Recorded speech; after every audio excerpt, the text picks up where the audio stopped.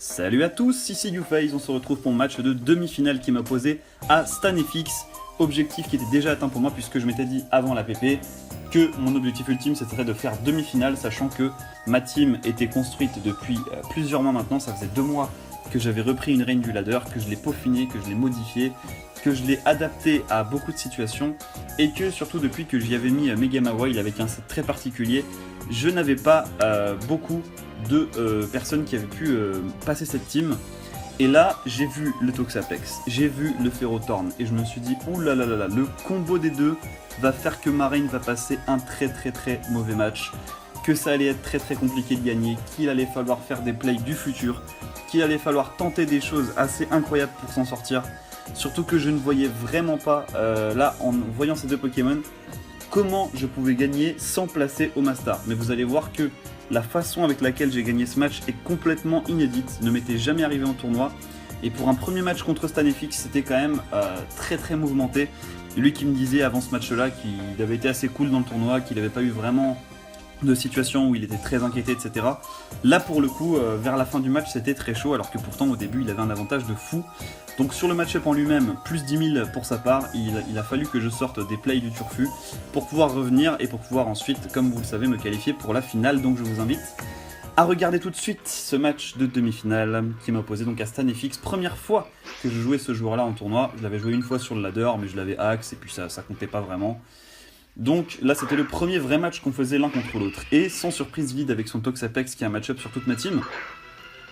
Et moi je lis François Hollande pour poser la reine tour 1, là j'avais pas vraiment de raison non plus de pas le faire, mais c'est pas la première fois en fait, à chaque fois que je vois une équipe avec un Toxapex, tout le monde place le Toxapex et tour 1 place les Toxic Spikes pour que mes Rain Sweepers se fassent tuer à petit feu, à coup de switch, avec le Toxapex qui vient gratuitement, qui se régé avec Régénérator et qui bouffe complètement ma team.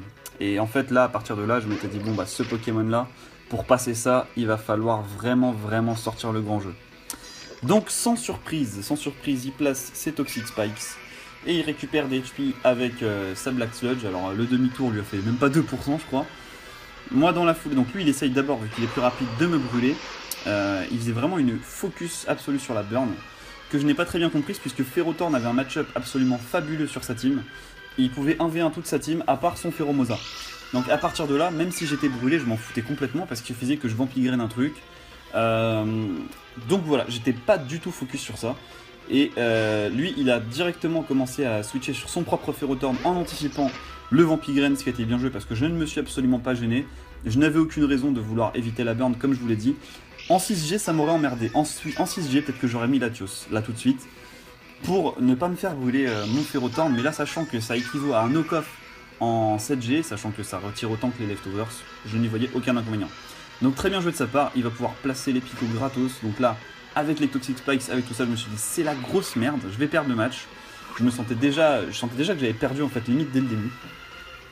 Et là je me dis bon, il y a une chance sur deux, soit il a Gyroball, soit il a Méga Fouet. J'ai qu'un seul espoir, c'est de me setup et avec Hydro Vortex, j'ai un kill. Soit je tue son Ferrothorn, soit je tue son Toxapex s'il vient sur son Toxapex.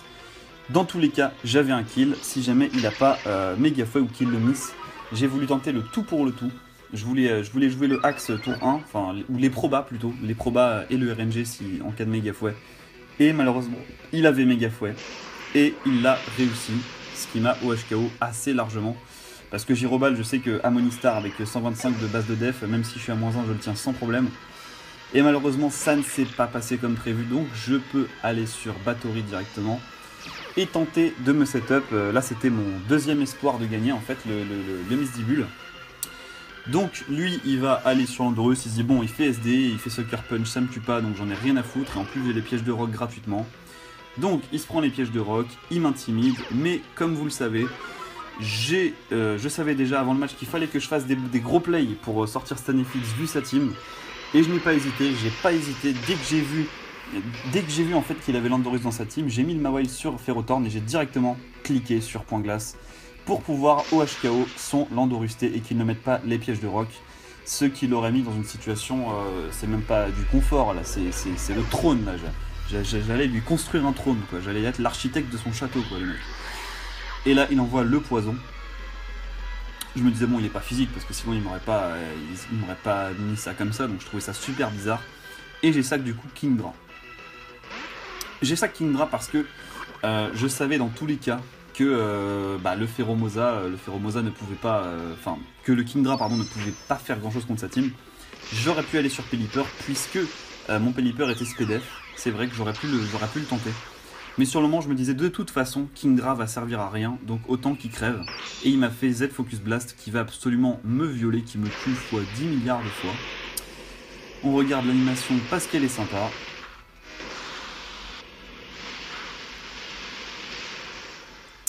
Parce qu'elle est sympa et parce que c'est surtout le seul Z-Moves du match puisqu'il m'a OHKO mon Omastar. Donc là, c'est la merde parce qu'il y a 5-4 pour lui. Mes deux Rainsweepers sont morts. J'ai que ça pour checker son Pelipper, son Pheromosa. Donc là, il va être obligé de switcher tout de suite. Il va envoyer son Toxapex, je crois, ouais, c'est ça. Il envoie son Toxapex. Moi, j'ai le Hurricane plus ou moins gratos. Et en plus, comme il a pris les PDR, il va prendre quand même assez cher sur le Hurricane. Il va prendre, je crois, dans les 30%, un truc comme ça. Ouais, voilà, il est presque à 50%. Et il est confus, donc j'aurais pu... Alors, malheureusement, il y avait la pluie. Mais s'il n'y avait pas la pluie, croyez-moi que j'aurais pas hésité, j'aurais spammé Hurricane jusqu'à la mort. Mais il y avait la Rain, donc du coup, j'ai switché, j'ai voulu prendre aucun risque ici. Et j'ai envoyé Latios en anticipant la Scald qu'il avait effectivement faite en anticipant mon Ferrothorn, me semble-t-il qu'il avait dit. En tout cas, il n'avait pas fait toxique ni pique toxique. Il avait soit fait recover, soit Scald, je crois. Donc ça n'avait aucune incidence. Et du coup là, il va... moi je double switch en anticipant je ne sais plus quoi, en anticipant le... Ah oui, j'ai double switch en anticipant le Ferrothorn pour pouvoir me setup avec Misibule puisque c'était mon seul espoir ici. Hein. Je vous l'ai dit tout à l'heure, il fallait que je fasse des gros plays. Et malheureusement il n'a pas envoyé Ferro, il a envoyé Metagross, donc ça me saoule. Parce que je me disais là, s'il envoie Ferro, je peux tenter de me setup. Et bah là non, je vais devoir re-switcher, je vais devoir... me reprendre des picots tout à l'heure pour me replacer, ça va être la merde, mais une merde sans nom. Et du coup, j'envoie Ferro et je me dis de toute façon, si ce Metagross a Hammer Arm, je perds le combat. C'était pas compliqué du tout. À ce stade, là, il avait le Météor Mash absolument gratuit pour pouvoir, au pire des cas, se prendre 12% et au meilleur booster sa stat d'attaque et pouvoir me défoncer Ferro puisque j'étais SPDF. Mais il n'a pas eu le boost et du coup, il va prendre des dégâts sur l'épine de fer. Moi je récupère un peu des PV avec les leftovers, et là de toute façon je me disais, j'ai perdu s'il a marteau point, donc je reste et je fais Luxide.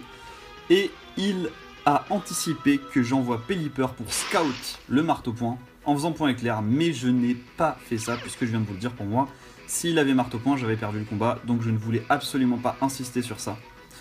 Donc j'ai préféré faire Luxide et récupérer un peu de vie, je grappe ce que je peux avec Ferrothorn qui de toute façon... Comme je vous l'ai dit, maintenant que, une fois que son Pheromosa sera cuit, qui passera plus ou moins toute sa team, qui peut 1v1 potentiellement toute sa team, à part peut-être le Toxapex qui peut me pépé stall, ça je sais pas vraiment. Mais dans tous les cas, c'est un Pokémon qui a un gros match-up sur lui. Et du coup, il renvoie Toxapex dans la foulée, qui va se reprendre les PDR. J'ai fait Protect, donc il a bien anticipé. J'étais à deux doigts de refaire un deuxième Liquid puisque je savais qu'il n'avait rien à faire sur le terrain, sachant qu'il m'a révélé qu'il n'avait pas Hammer Arm. Mais dans tous les cas, j'ai préféré jouer safe. Là, je jouais safe, le plus safe possible. Ce qui est bien, c'est que j'alternais systématiquement le safe et le pas safe. Là, il a anticipé le Latios. Il a fait une focus sur le fait que je veuille éviter la burn alors que je n'en avais strictement rien à foutre sur le moment. Puisque, comme je disais, le coup du knock-off 7G, l'équivalent knock-off, moi, c'était pas un problème pour moi d'être brûlé sur Ferrothorn. Donc j'ai fait le Liquid ici pour récupérer toujours un maximum de PV et pouvoir être le plus opérationnel possible par la suite. Et c'est là qu'il me semble va intervenir le combat de coq. Je crois que c'est ça, hein. Oui, c'est maintenant. Il va y avoir un combat de coq qui va se faire, enfin qui va commencer à se faire plutôt, puisque il ne va pas se faire tout de suite parce que je vais porter mes couilles et envoyer directement Bathory en double switchant, en anticipant qu'il va pas tenter le diable en faisant Scald, qui va envoyer Ferro. Et je me dis là, mec, tu dois te setup. Et lui, ce qu'il s'est dit, c'est il a Firefang, il va me HKO au KLM, ensuite je vais le RK. Et je m'en fous, mais non, j'ai SD. Hein, il a dû se dire en voyant le Ice Punch que j'avais pas SD, mais si j'ai SD, parce que ça me permet de renverser des situations improbables. Il s'attendait pas du coup, il a fait Gyroball, il a pas hard switché sur un truc. Il a fait Gyroball directement, et là, il va sac son Pheromosa. De toute façon, il a fait le taf, il n'y a pas de rain, donc ça sert plus vraiment à quelque chose de le garder. Et moi j'en ai profité pour refaire SD carrément. Donc là je suis à plus 4 en attaque avec Colo Force, c'est comme si mon attaque était multipliée par 6. Donc c'est quand même colossal. Et là j'ai le Sucker Punch absolument gratuitement. Mais il me révèle qu'il a Quiver Dance. Donc en fait c'était même pas un match-up là, c'était n'importe quoi. Parce qu'il y avait en plus le Pokémon qui pouvait HKO toute ma team. Donc c'était un vrai bordel. Mais bon, je suis pas né de la dernière pluie. Mec, ton Pokémon, il faut que tu acceptes qu'il soit KO, il peut pas passer Mega Mawile, tu vas pas faire 8 fois d'affilée Papillon Danse, c'est complètement stupide, donc voilà. Il l'a laissé mourir comme prévu, et là, si jamais il passe le Mega Misdibule avec Water Shuriken, il gagne le match. Et pour ça, il doit me toucher au moins 3 fois, donc c'était un rôle qui, cette fois-ci, pas comme en 8ème de finale où j'en avais eu en ma défaveur, a été en ma faveur puisqu'il ne m'a touché que 2 fois et je n'ai pas fait coup bas, j'ai fait point éclair puisque j'ai anticipé son Water Shuriken. Donc non seulement j'ai eu de la chance, mais en plus j'ai fait des bons plays. Et de toute façon je savais que contre sa team, vu le match-up de malade mental qu'il avait contre moi, j'étais obligé et d'avoir de la chance et de faire des putains de plays du turfu. De toute façon c'était une évidence pour moi. Et donc là, s'il n'a pas Bullet Punch, il perd le combat, mais il a Bullet Punch, donc tout va bien dans le meilleur des mondes. Il fait son Bullet Punch, de toute façon non. J'ai dit perdre le combat, je dis de la merde, puisqu'il avait encore fait Rotorn qui aurait pu encaisser une attaque. Et me tuer sur Iron Barbs. Mais il préférait, bien sûr, s'il avait Bullet Punch, autant en profiter, autant me tuer tranquillement, sans perdre de Pokémon derrière. Et c'est là que le vrai combat de coq va commencer. Le vrai combat de coq, il est maintenant. Parce que maintenant, qu'est-ce qui se passe? Là maintenant, j'ai un Ferrothorn qui 1v1 tous ses Pokémon, à moins qu'il soit Pépestal. Et de l'autre côté, j'ai un Latios, j'ai un Pelipper qui ne prennent ni Toxic Spikes, ni Spikes. Je n'ai pas les pièges de rock de mon côté. Mais lui en même temps, il a un Ferrothorn en pleine forme, qui est les Leftovers, il a un Toxapex. Il a un Mega Metagross qui lui sert plus vraiment, mais c'est un peu comme mon Latios ou mon Pelipper, ils me permettent juste de temporiser un peu. Donc là, c'est le combat de coq qui commence, mais ne vous inquiétez pas, ça va pas durer 3 plombs parce qu'il reste plus que 6 tours ou 7 tours de combat. Puisqu'il y a un moment où ça va se couper, puisque notre match était tellement long que ça a été interrompu par les arbitres. Le combat de coq commence, on commence à faire jouer les PP, puisque là, bon, lui, il place une deuxième rangée de picots. Et moi, derrière, je fais piège de rock tout simplement pour waste les PP de son Ferro. Surtout qu'il m'a révélé qu'il avait Power Whip, donc j'avais plus de PP que lui potentiellement.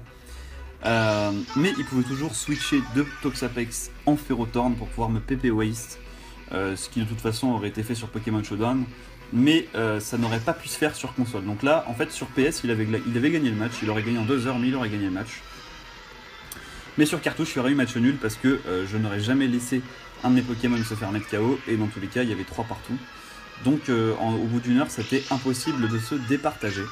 Donc là, les arbitres l'avaient un petit peu sur le cul. Ils ont vu la durée du combat. Ils ont fait bon bah merde, qu'est-ce qu'on va faire? On a eu des discussions pendant 3 plombs. En plus, c'est pour une demi-finale. Hein. Il y a de l'oseille qui est enfin pour une place en finale, je veux dire. Il y a de l'oseille qui est en jeu. Il y a peut-être un titre même qui est en jeu. Le demi-finaliste, il doit pas. Le lot qui gagne par rapport au vainqueur, c'est quand même stratosphériquement différent. Donc là, c'est chaud. Et le dernier truc que je vais faire, c'est que je vais triquer son Ferro. Puisque j'ai anticipé qu'il aille dessus, j'ai accepté de faire le 50-50 avec son Metagross. Je me disais, il va prendre le risque que je kill son Metagross. Et j'ai bien fait, puisque maintenant j'ai ses Leftovers et il a un mouchoir choix. Donc à partir de là, c'est quand même plutôt bien pour moi. Je reprends un avantage sur la game. Et potentiellement là je pense que même sur PS je peux gagner le match du coup puisque son Ferro est complètement bloqué. Et lui derrière comme il est Scarf il peut pas forcément faire grand chose. Il va double switch directement sur son Toxapex. Et là c'était le dernier tour du match et après les arbitres sont arrivés et ils ont interrompu la partie qui s'éternisait. Il va m'empoisonner finalement, non pas le François Hollande que je vais switcher puisque j'ai anticipé qu'il anticipe le Ferro en faisant Scald, mais Toxic, donc le Latios qui malgré ses Leftovers va se retrouver empoisonné. Donc moi certes je pouvais switcher indéfiniment de Pelipper à Latios sans perdre de PV puisque j'avais le poison plus les Leftovers donc ça revenait au même, juste je switchais de tour en tour. Mais lui c'était pareil et ça ne se serait jamais terminé donc il fallait une décision arbitrale. Il fallait une décision arbitrale pour couper ce match qui n'allait jamais en finir. Donc, Qu'est-ce qui s'est passé? Donc ce qui s'est passé, c'est que premièrement, on a beaucoup discuté, lui et moi. On n'arrivait pas à se mettre d'accord, mais en fait, moi je savais qu'il avait raison, puisqu'il m'a dit je gagne le match, et même des potes à lui ont dit oui. Oui, il gagnait le match, je suis d'accord avec lui. Sur PS, là, il gagnait le match. Mais, comme on est sur cartouche, il faut appliquer les règlements de la cartouche, et le règlement aurait dit qu'il y aurait match nul au terme de l'heure. Donc les arbitres ont décidé de faire passer l'équipe la plus offensive en appliquant ce qu'ils appellent la stall clause. La stall clause, c'est sachant que les Pokémon parties se déroulent dans un temps restreint, sachant qu'ils ont des salles à louer, physiquement, il y a un enjeu, donc ils n'ont pas le droit de dépasser trop sur les temps, et déjà qu'ils étaient en retard, ils ont dit désolé les mecs, mais là, il faut trancher, et pour pas que la finale elle dure 3 plombs, on va prendre l'équipe la plus offensive, et il n'en va, il n'y a pas besoin de discuter sur ce point-là. Mon équipe était 100 fois plus offensive que la sienne, parce que dans la sienne, au final, comme Pokémon offensif, il avait Mega Metagross, il avait Greninja, il avait Feromosa, mais sinon il avait un corps très défensif, alors que moi, de Pokémon défensif, à part Ferrothorn, je n'en ai aucun, puisque même mon Pelipper n'est pas vraiment défensif, il est neutre et il est plutôt offensif, puisqu'il a quand même Roost et 3 attaques, donc c'est quand même pas rien, et puis les Rain Sweeper, n'en parlons pas, donc c'est grâce à cette décision arbitrale que j'ai pu me qualifier pour la finale, que j'ai hâte de vous montrer et qui sera bientôt diffusé sur ma chaîne. D'ici là, je vous souhaite le meilleur, un gros GG quand même à StanFX qui fait partie des meilleurs joueurs français et c'est pour ça que j'aime beaucoup jouer contre lui et même le regarder jouer, hein. C'est un mec même humainement qui est très sympa. Et justement qui avait été en finale d'une des dernières Pokémon parties de la 6G qu'il avait perdu contre mon autre très grand ami Karl Murray. Suite à une finale complètement axée de fou. Mais des deux côtés pour le coup, mais je vais pas y revenir. On se retrouve pour la finale qui m'opposera à Mimolette, exceptionnel joueur qui a battu Forblaze et Devil94 et qui là allait battre, soi-disant, d'après ce que Forblaze et Devil disaient, une autre tête de série, puisque je faisais partie des soi-disant têtes de série avec les StanFX et compagnie. Donc ça allait être la consécration d'un mec qui a tabassé tout le monde, qui fait partie des grands, et j'y reviendrai pendant la finale. D'ici là, portez-vous bien tout le monde, on se retrouve à Zap pour ce grand match, et encore GG à StanFX. Salut à tous.